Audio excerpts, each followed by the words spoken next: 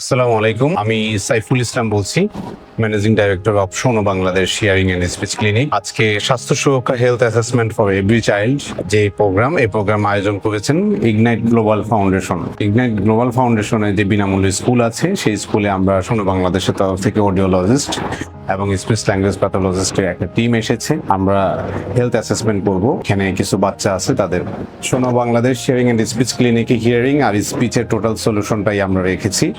সেখানে আমরা জানি যে হিয়ারিং এর সাথে স্পিচের একটা ওতপ্রোত একটা সম্পর্ক আছে, কারণ যেই বাচ্চাটা বা যে রোগীটা শুনতে পায় না, সে কথা বলতে পারবে না, এটাই খুব স্বাভাবিক।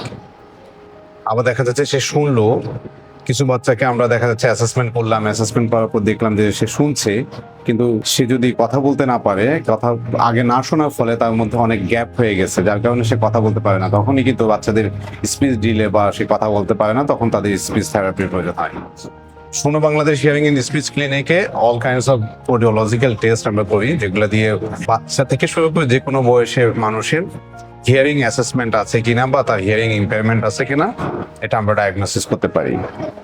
এরপরে যদি আমরা দেখি যে কোনো বাচ্চা বা কোনো রোগীর হিয়ারিং অ্যাসেসমেন্ট করার পর তার হিয়ারিং লস পাওয়া যায় বা হিয়ারিং ইম্পেয়ারমেন্ট পাওয়া যায়, তাহলে সেই মাফিক আমরা তাদেরকে হিয়ারিং এইড বা কানে শোনার যে সহায়ক যন্ত্র আছে সেটা প্রদান করে থাকি।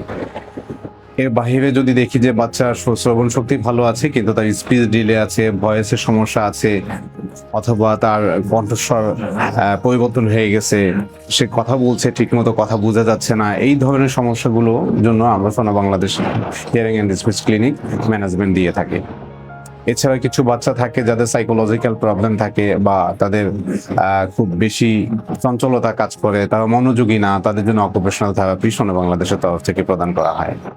আজকে যে স্বাস্থ্য সুরক্ষা hearing assessment for every child এই প্রোগ্রামে এসে আমার খুব ভালো লাগছে, কারণ এখানে দেখছি যে কিছু ছেলে এবং মেয়েরা আসছেন, বাচ্চারা আসছেন যাদের সত্যিকার অর্থে এই ধরনের সমস্যা আছে।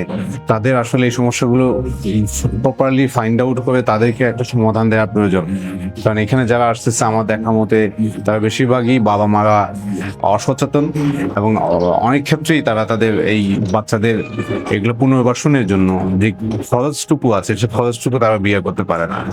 তো ইগনাইট গ্লোবাল ফাউন্ডেশনকে আমি ধন্যবাদ জানাই এ ধরনের hearing assessment for every child এই ধরনের প্রোগ্রাম আয়োজন করার জন্য, এবং এই ধরনের ক্যাম্পেইনে অংশগ্রহণ করতে পেরে শোনো Bangladesh hearing and speech clinic গর্বিত। আমি সকলকে ধন্যবাদ জানাই এবং এই ধরনের কার্যক্রমের সাথে শোনো বাংলাদেশ ইনশাআল্লাহ ভবিষ্যতে থাকবে এই আশাবাদ ব্যক্ত করছি। সবাই ভালো থাকবেন। আসসালামু আলাইকুম।